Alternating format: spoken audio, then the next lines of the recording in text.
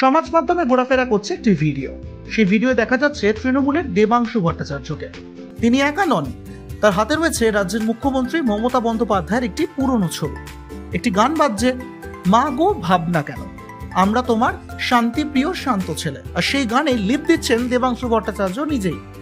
এই ভিডিও এখন ঘোরাফেরা করতে শুরু করেছে সমাজ মাধ্যমে, ফের একবার ভাইরাল হয়ে পড়েছে।